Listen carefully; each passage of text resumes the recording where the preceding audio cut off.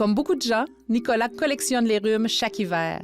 Je vais le rejoindre avec des conseils qui vont l'aider à tenir les virus loin de lui. Moi, j'attrape souvent le rhume à chaque saison, mais aussi à chaque variation de température. Donc, ce que je comprends, Nicolas, c'est que tu as à peu près toujours le rhume. Oui, c'est ça. Tu dois être tanné. On s'habitue. Oui, les virus du rhume sont plus présents dans les saisons froides, mais non, il n'y a pas de lien avec les changements de température. Le rhume, on l'attrape uniquement quand on est en contact avec un virus du rhume. Et ces virus-là, il y en a malheureusement un peu partout et beaucoup plus facilement en hiver parce que le virus se reproduit plus facilement dans un environnement sec et froid plutôt que dans un environnement chaud et humide. Mais ça ne veut pas dire qu'il n'y en a pas dans les périodes où c'est chaud et humide. Des virus du rhume, il y en a des centaines. Et de ces centaines de virus-là, ils ont toutes sortes de mutations qui fait qu'on peut être exposé là, à peu près continuellement à ces virus-là. Comme 3 fois cet été. Comme 3 fois cet été, effectivement. Ouais. Ce qu'il faut comprendre, là, notre système immunitaire, c'est vraiment un outil extraordinaire.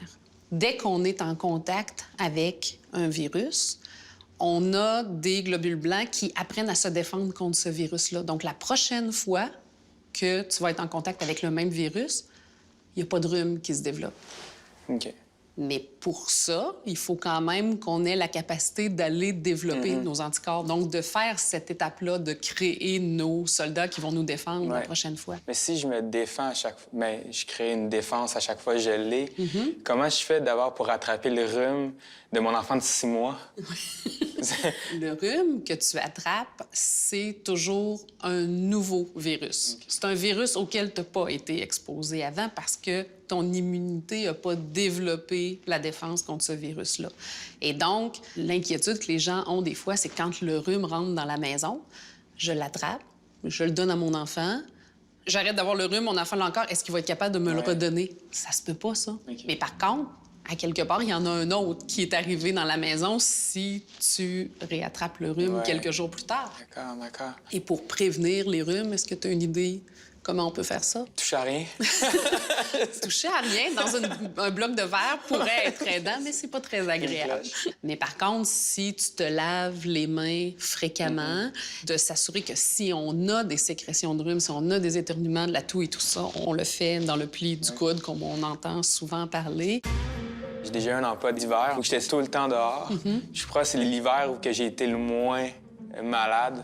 Je sais pas si ça a un lien parce que j'étais tout le temps dehors. Avec cette phrase-là, tu viens de prouver 2 théories parce que les gens pensent que c'est le froid qui nous donne le rhume. Le froid donne pas le rhume, c'est l'exposition à des virus. Et le fait d'avoir été plus actif physiquement cet hiver-là t'as protégé, t'as moins de rhume. Donc, malgré le fait que tu étais au froid, t'as pas eu de rhume. Donc, c'est tout à fait compatible avec les évidences actuelles là, sur la transmission des rhumes. OK. Moi, je pense que c'est la question qui tue. Ouais. C'est la différence entre le rhume et la grippe. Parce que, comme je dis, cet été, je l'ai eu au moins 3 ou 4 fois. Qu'est-ce que tu as eu 3 ou 4 fois? Le rhume. OK. Mais je crois qu'une fois, ça ne l'était pas parce que j'ai pas nécessairement le nez qui coule, mais c'était plus des frissons, une fièvre. Puis la durée n'était vraiment pas la même, dans le sens que c'est arrivé durant la nuit.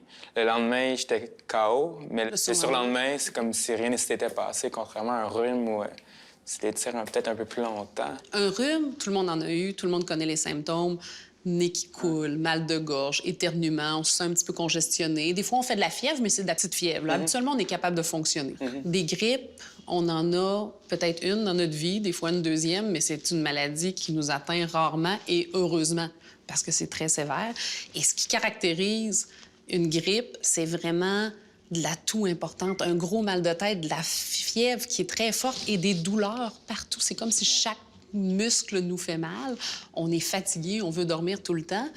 C'est donc 2 maladies qui sont pas si proches que ça l'une de l'autre, si ce n'est que les 2 sont causées par des virus. Et ce qui est intéressant à savoir, c'est que un rhume dure 7 jours s'il est traité, puis un rhume dure 7 jours s'il n'est pas traité.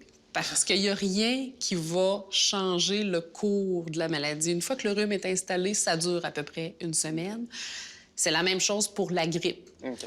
Les antibiotiques ne sont d'aucune utilité pour traiter le rhume. Pour vous traiter, vous devez vous reposer, boire suffisamment d'eau, Prendre de l'acétaminophène ou de l'ibuprofène pour soulager les inconforts et irriguer votre nez avec de l'eau saline. Vous éviterez ainsi plusieurs problèmes.